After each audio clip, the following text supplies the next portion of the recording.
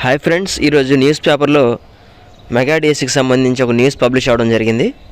పూర్తిగా వివరాలు తెలుసుకుందాం. మెగా డిఎస్సికి వేగంగా అడుగులు, ఎస్సీ వర్గీకరణపై కార్యాచరణ, ఫిబ్రవరిలో ఏకసభ్య కమిషన్ నివేదిక, అదే నెలాఖరున నోటిఫికేషన్, ఆ నెలలోనే టీచర్ల బదిలీలు ప్రమోషన్ల ప్రక్రియ, జూన్ 12 నాటికి పూర్తి చేసేలా కసరత్తు. మెగా డిఎస్సిని పూర్తి చేయడానికి ప్రభుత్వం వేగంగా అడుగులు వేస్తోంది. ముందుగా ప్రకటించిన విధంగా 16,347 పోస్టులను మెగా డిఎస్సి ద్వారా 6 నెలల్లో పూర్తి చేస్తామని ఇటీవల జరిగిన మెగా పేరెంట్స్ టీచర్స్ మీటింగ్లో విద్యాశాఖ మంత్రి నారా లోకేష్ ప్రకటించారు. అంటే వచ్చే విద్యా సంవత్సరంలో పాఠశాలలు ప్రారంభమయ్యే విధంగా జూన్ 1 నాటికి డిఎస్సి పోస్టులని భర్తీ చేయనున్నారు. కొత్త విద్యా సంవత్సరంలో కొత్త ఉపాధ్యాయుల పాఠశాలలో అడుగుపెట్టనున్నారు. ఏపీ మెగా డిఎస్సి నిర్వహణలో ఎదురైన ఎస్సీ వర్గీకరణ సమస్యను అధిగమించి ఎలాగైనా వచ్చే విద్యా సంవత్సరం ప్రారంభం నాటికి మెగా డిఎస్సి నిర్వహించి ప్రకటించిన పోస్టులను భర్తీ చేయాలని ప్రభుత్వం పట్టుదలతో ఉంది. వర్గీకరణపైన సుప్రీంకోర్టు ఇచ్చిన తీర్పుపై అధ్యయనం కోసం నవంబర్లో కమిషన్ ఏర్పాటు చేసింది.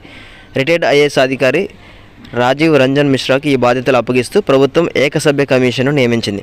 60 రోజుల్లోగా నివేదిక ఇవ్వాలని ప్రభుత్వం స్పష్టం చేసింది. నివేదిక అందిన తర్వాత ప్రభుత్వం వర్గీకరణ విషయంలో నిర్ణయం తీసుకోనుంది. కమిషన్కు కావాల్సిన సహకారం అందించేలా అన్ని శాఖలకు ఆదేశాలు ఇచ్చింది.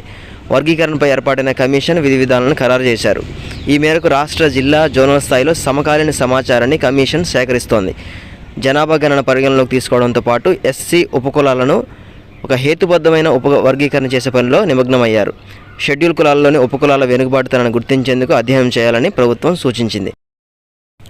నివేదిక అనంతరం నోటిఫికేషన్, బదిలీలు. ఎస్సీ 1 కమిషన్కి ప్రభుత్వం నిర్దేశించిన గడువు ముగిసిన అనంతరం ప్రభుత్వానికి నివేదిక సమర్పించనున్నారు. ఫిబ్రవరి మొదటి వారంలో నివేదిక సమర్పించనున్నట్లు తెలుస్తోంది. ప్రభుత్వం ముందుగా ప్రకటించిన టీచర్ల బదిలీలు, ప్రమోషన్ల రోడ్ మ్యాప్ ప్రకారం ఫిబ్రవరి 20 నుంచి బదిలీల ప్రక్రియను ప్రారంభించనున్నారు. ఆ తదుపరి ఫిబ్రవరి నెలాఖరున డిఎస్సి నోటిఫికేషన్ కూడా విడుదల చేసేలా కసరత్తు చేస్తున్నారు. ఇప్పటికే డిఎస్సి సిలబస్ విడుదల చేసిన ప్రభుత్వం జిల్లాల వారీగా రోస్టర్ల పాయింట్లను గుర్తించాలని సంబంధిత అధికారులను ఆదేశించారు. ఇక నోటిఫికేషన్ విడుదల చేసిన అనంతరం 45 రోజుల వ్యవధిలో పరీక్షలు నిర్వహించనున్నారు. ఫలితాలను కూడా త్వరగా విడుదల చేసిన పోస్టులను భర్తీకి వేగవంతం చేయనున్నారు.